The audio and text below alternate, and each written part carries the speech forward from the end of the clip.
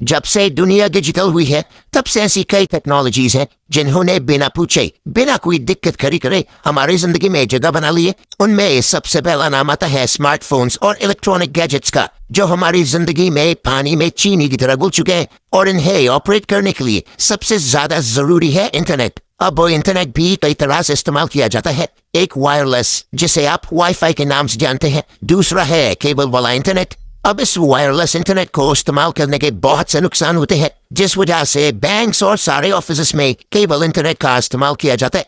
ऐसे में wireless internet को सेफ बनाने के लिए वीपीएन का इस्तेमाल किया जाता है। लेकिन अभी हाल में वीपीएन के बंद होने की खबरें सामने आ रही हैं। बेशक अभी तक आपके दिमाग पे कई तरह के सवाल आ गए होंगे कि वीपीएन क्या है, ये कैसे काम करता है और ये बंद क्यों होने वाला है। सबका जवाब जानेंगे आज की इस वीडियो में।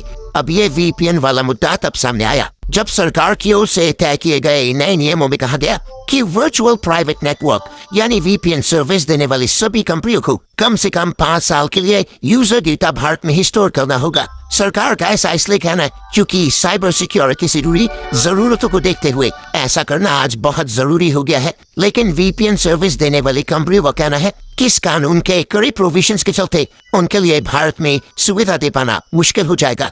ये नियम इस साल 27 जून से लागू होने वाले हैं। आइए देखते हैं कि वीपीएन और इससे जुड़ा पूरा मामला क्या है। पहले जान लेते हैं कि वीपीएन क्या है। तो वर्चुअल प्राइवेट नेटवर्क ऐसा सिस्टम है जो कि यूजर की ऑनलाइन पहचान छिपा देता है और एक तरह से ये यूजर को टेम्परेरी या शैडो आईपी एड्रेस देता है। इसका फायदा ये है कि इसके चलते यूजर्स डेटा और लोकेशन ट्रैक करने वालों की नजर यूजर तक नहीं पहुंच पाते। अब वीपीएन आपके डिवाइस और इंटरनेट के बीच एक सिक्योर्ड और एनक्रिप्टेड कनेक्शन बना लेता है, जिसकी मदद से आपके डेटा और कम्युनिकेशन को सुरक्षित रखता है। ऐसे में किसी भी थर्ड पार्टी के लिए आपकी एक्टिविटीज को ट्रैक करना या आपके डेटा पर हाथ साफ करना मुश्किल हो जाता है। अब जान लेते हैं कि आखिर ये वीपीएन काम कैसे करता है। तो जब आप बिना वीपीएन के इंटरनेट इस्तेमाल करते हैं तो आपका डेटा इंटरनेट सर्विस प्रोवाइडर के पास जाता है। अब अगर आप वीपीएन का इस्तेमाल कर रहे हो तो ये आपके ट्रैफिक को वीपीएन सर्वर के जरिए भेज देता है। इसके चलते इंटरनेट पर आपका डेटा वीपीएन सर्वर से होकर पहुंचता है, ना कि आपके फोन या लैपटॉप से। इस तरह वीपीएन आपकी इंटरनेट प्रोटोकॉल आईपी एड्रेस को प्राइवेट कर देता है या छिपा देता है। ऐसे में चाहे हैकर हो, सरकार हो या कोई और, किसी के लिए भी आपकी ऑनलाइन एक्टिविटी पर नजर रखना मुमकिन नहीं रह जाता। इसलिए कंपनियां आमतौर पर अपने उन कर्मचारियों के लिए वीपीएन का इस्तेमाल करती है जो अपने वर्क सिस्टम पर रिमोट लॉग इन करते हैं। इतना ही नहीं, किसी इलाके में अगर कोई कंटेंट रिस्ट्रिक्टेड है तो उस कंटेंट को भी आप वीपीएन के जरिए एक्सेस कर सकते हैं। इसी के साथ साथ कई स्ट्रीमिंग प्लेटफॉर्म्स हर देश में अवेलेबल नहीं होते, फिर भी वीपीएन के जरिए उन्हें एक्सेस किया जा सकता है। ऐसे में सरकारें जब जरूरी एप्लीकेशंस को ब्लॉक करती है तो लोग आमतौर पर वीपीएन का सहारा लेते हैं। ऐसे में आप सरकार का नया नियम भी जरूर जानना चाहेंगे। तो सरकार ने जो नया नियम बनाया है वो वीपीएन सेवा देने वाली कंपनियों के अलावा क्लाउड सर्विस देने वाली यूनिट्स, डेटा सेंटरों और क्रिप्टो एक्सचेंजों पर भी लागू होगा।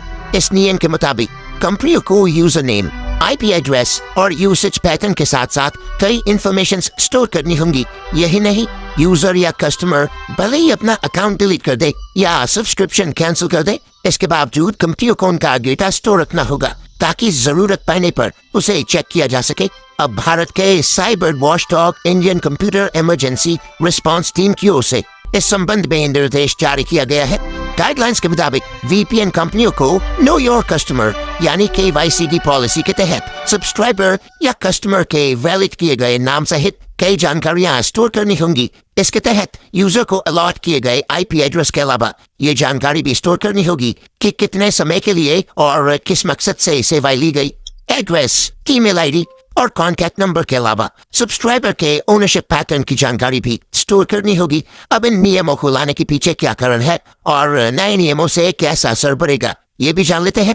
जैसे कि आजकल देश में बैंकिंग फ्रॉड्स के मामले काफी आने लगे हैं। सरकार के इन कदमों से साइबर अपराधियों पर लगाम कसने में भी मदद मिल सकती है। धोखेबाजों के लिए अपनी ऑनलाइन पहचान छिपाना आसान नहीं रह जाएगा। इसके चलते एक हद तक मनी लॉन्ड्रिंग पर भी रोक लग सकती है। अब जहां तक यूजर्स की प्राइवेसी की बात है तो वीपीएन लीगल तो रहेगा, लेकिन अब ये कुछ नियमों के दायरों में आ जाएगा। वीपीएन यूज करने वालों पर नजर रखी जा सकेगी, यूजर वैलिड जरूरतों के लिए भी। अगर वीपीएन और क्लाउड स्टोरेज फैसले की का इस्तेमाल कर रहा होगा तो भी सर्विलांस से बच नहीं सकेगा। ऐसे में एक खतरा और है, क्योंकि कई टेक्नोलॉजी कंप्यूटर में डेटा लीक के मामले आते रहते हैं। ऐसे में वीपीएन सर्विस देने वाली कंपनियों के पास यूजर डेटा कितना सेफ रह सकेगा, ये बड़ा सवाल है। इस सिक्योर वीपीएन के लिए यूजर्स को ज्यादा करे केवाईसी वेरिफिकेशन प्रोसेस से भी गुजरना पड़ सकता है। उन्हें यह भी बताना होगा कि वे किस मकसद से वीपीएन या क्लाउड स्टोरेज सर्विस ले रहे हैं। अब ऐसे में जाहिर है कि नियमों का पालन करने में वीपीएन कंपनियों का काफी खर्च बढ़ सकता है। ऐसे में वे सर्विस रेट बढ़ा सकती हैं। ऐसे में ये सोचने वाली बात है कि वीपीएन कंपनियों को इससे फायदा होगा या नुकसान। जैसा कि सरकार चाहती है कि वीपीएन सर्विस देने वाली कंपनियां यूजर्स के बारे में तमाम जानकारियां कम से कम 5 साल तक के लिए स्टोर करें और जब सरकार मांगे तो उसे मुहैया भी कराए। तो ऐसे में वीपीएन सर्विस देने वालों का मानना है कि ये यूजर की प्राइवेसी पर हमला है। उनका मानना है कि यूजर डेटा स्टोर करना दरअसल वीपीएन यूज करने के बेसिक आइडिया के ही खिलाफ है, और यही वजह है कि अब एक्सप्रेस वीपीएन ने भारत से अपने वीपीएन सर्वर को हटाने का फैसला कर लिया है। ऐसे में ये भी जानना जरूरी है कि भारत में वीपीएन का कितना इस्तेमाल किया जाता है।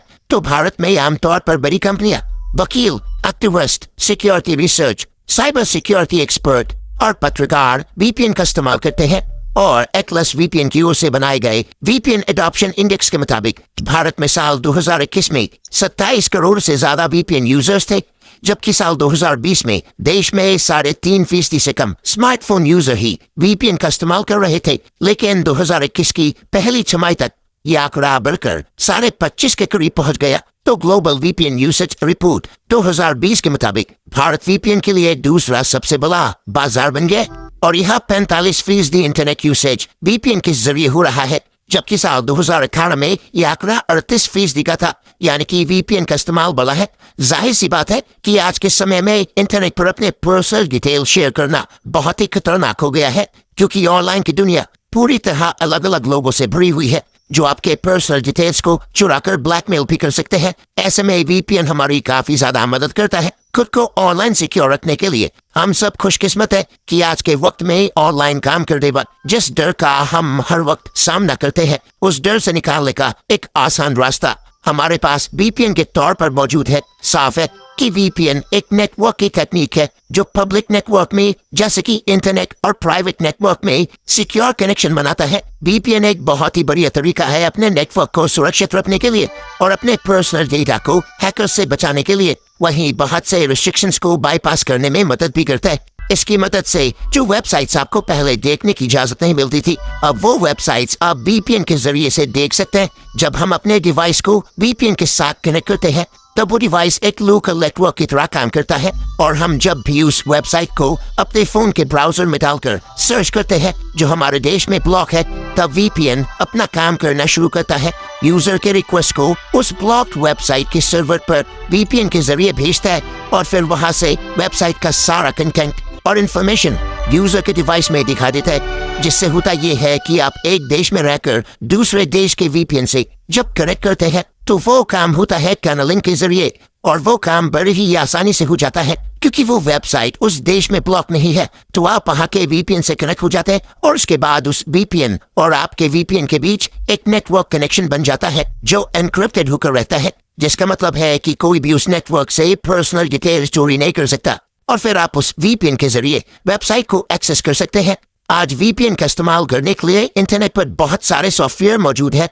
कुछ फ्री वर्जन के हैं और कुछ पेड वर्जन है जिनका इस्तेमाल आप अपने स्मार्टफोन और कंप्यूटर दोनों में इंस्टॉल करके कर सकते हैं। दोस्तों, आपको क्या लगता है अब वीपीएन के लिए सरकार को क्या करना चाहिए? हमें अपनी राय कमेंट सेक्शन में जरूर बताएं। आज की वीडियो पसंद आई हो तो इसको लाइक और शेयर करें, साथ ही चैनल को सब्सक्राइब भी कर लें।